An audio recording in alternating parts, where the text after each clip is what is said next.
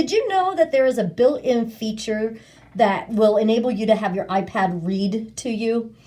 Go here into Settings, then select General, and then Accessibility, and then Speech.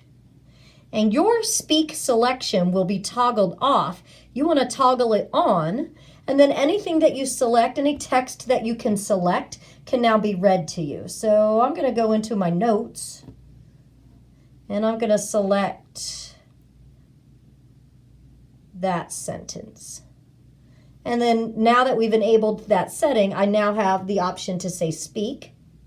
Split screen on Safari. Okay, so it worked inside Notes.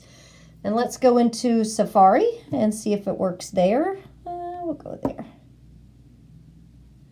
And maybe I want